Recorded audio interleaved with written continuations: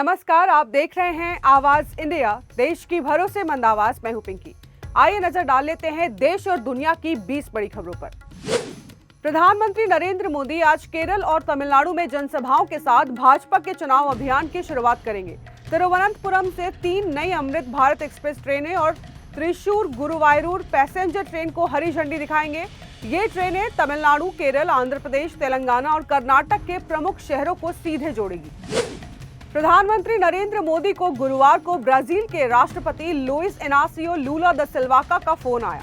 दोनों नेताओं ने भारत ब्राजील रणनीतिक साझेदारी को और सशक्त बनाने तथा वैश्विक और क्षेत्रीय मुद्दों पर सहयोग बढ़ाने की प्रतिबद्धता जताई है। बातचीत में ग्लोबल साउथ के साझा हितों को आगे बढ़ाने और सुधारित बहुपक्षवाद के महत्व पर भी जोर दिया गया है। वैश्विक अनिश्चितता के बीच यूरोपीय संघ और भारत के रिश्ते को और मजबूत हो रहे हैं। दोनों पक्षों के बीच जल्द ही फ्री ट्रेड एग्रीमेंट होने की संभावना है, जिसे ऐतिहासिक डील माना जा रहा है। दावोस में यूरोपीय आयोग की अध्यक्ष उर्सुला वॉन डेर लेyen ने कहा है कि ईयू और भारत इस व्यापार समझौते के बेहद करीब है। आज हिंदू हृदय सम्राट और शिवसेना संस्थापक बाल ठाकरे की 100वीं जयंती मनाई जाएगी। इस खास अवसर पर शिवसेना यूबीटी प्रमुख ठाकरे उद्धव ठाकरे और मनसे प्रमुख राज ठाकरे एक साथ फिर मंच पर दिखाई देंगे और दोनों पार्टियों के कार्यकर्ताओं को संबोधित करेंगे। यह कार्यक्रम सेंट्रल मुंबई के सायंस स्थित षणमुखानंद हॉल में आयोजित किया जाएगा। महाराष्ट्र निकाय चुनाव के बाद मुंबई मेयर पद को लेकर सियासत तेज हो गई है। लॉटरी सिस्टम के जरिए मेयर पद महिला कोटे में आया है, जिसके बाद नए दावेदार सामने आ गए हैं। बीजेपी से अलका केरकर, तेजस्वी घोसालकर और राजश्री शिरवटकर रेस में सबसे मजबूत मानी जा रही है। अगली महापौर पर अंतिम फैसला पार्टी हाईकमान और महायुति की रणनीति के बाद होगा। ईडी के डायरेक्टर राहुल नवीन 3 दिन के दौरे पर गुरुवार शाम कोलकाता पहुंचे। उन्होंने अधिकारियों से बातचीत के बाद सॉल्ट लेक स्थित ईडी के पूर्वी क्षेत्रीय कार्यकाल का दौरा किया और स्टाफ से केसों की प्रगति पर फीडबैक भी मांगा। आज से नवीन आईपीएसी और अन्य मामलों की जांच करेंगे। आईपीएसी पर मनी लॉन्ड्रिंग का गंभीर आरोप है और ईडी ने फर्म के चीफ प्रतीक जैन को समन भेजने की तैयारी शुरू कर दी है। दिल्ली के जल मंत्री प्रवेश वर्मा ने किराड़ी विधानसभा क्षेत्र के शर्मा एन्क्लेव में जल भराव को लेकर विपक्ष के आरोपों का जवाब दिया है। वर्मा ने कहा है कि समस्या पिछले 2-4 दिनों की नहीं, बल्कि उन्होंने साल दर साल क्षेत्र की वीडियो दिखाकर बताया कि पिछली सरकार ने 11 साल में क्या किया। उन्होंने कहा है कि कांग्रेस और आम आदमी पार्टी के नेता भी इस मुद्दे में रुचि ले रहे हैं। वर्मा ने 2014 में अरविंद केजरीवाल के मुख्यमंत्री बनने के समय की तस्वीरें की तुलना की है।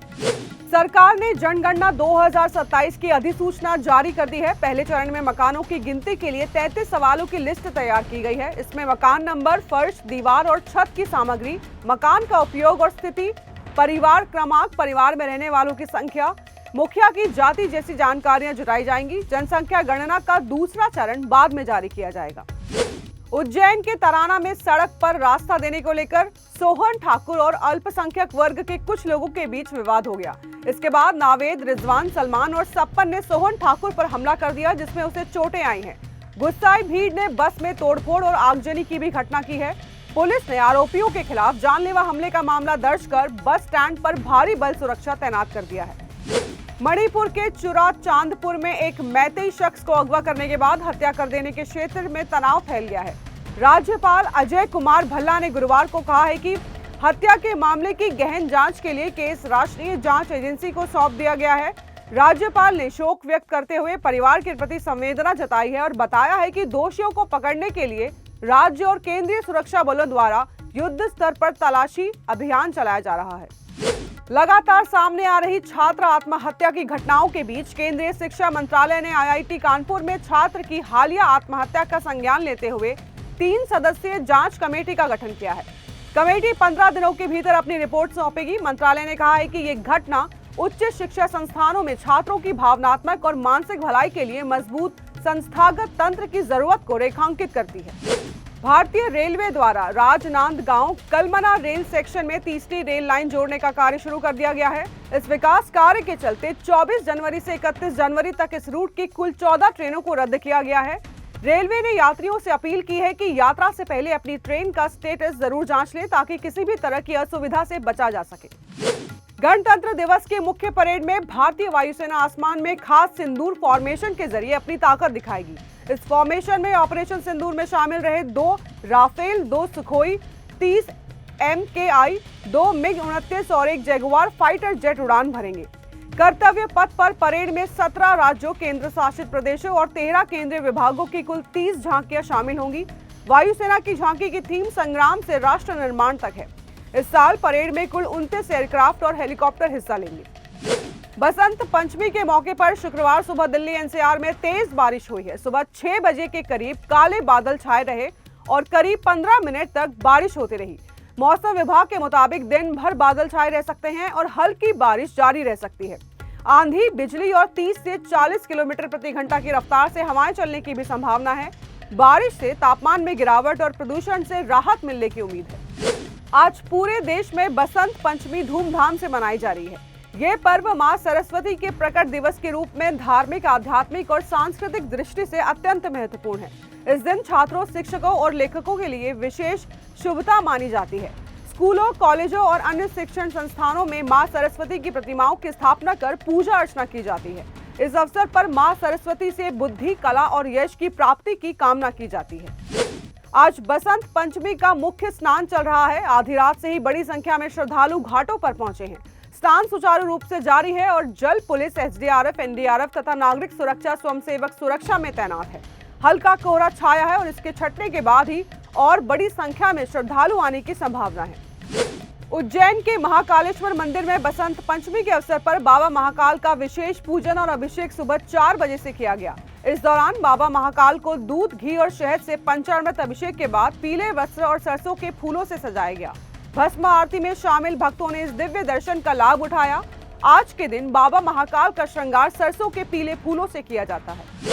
आज रायपुर में होने वाले दूसरे T20 इंटरनेशनल मैच में भारतीय टीम जीत दर्ज करके सीरीज में 2-0 की बढ़त बनाने का लक्ष्य रख रही है। शहीद वीर नारायण सिंह इंटरनेशनल स्टेडियम में टीम इंडिया का अब तक का रिकॉर्ड शानदार रहा है, क्योंकि यहां भारत ने अब तक एकमात्र T20 मैच खेला है और जीत हासिल की थी। इस मैच में विशेष रूप से ईशान किशन और संजू सैमसंग पर ध्यान रहेगा। टीम इंडिया के पूर्व कप्तान रोहित शर्मा को पुणे की अजिंक्य DY पाटिल यूनिवर्सिटी की 10वीं कॉन्क्लेव सेरेमनी में मानद डॉक्टरों की उपाधि से सम्मानित किया जाएगा। उन्हें यह सम्मान क्रिकेट में उनके असाधारण योगदान के लिए दिया जाएगा।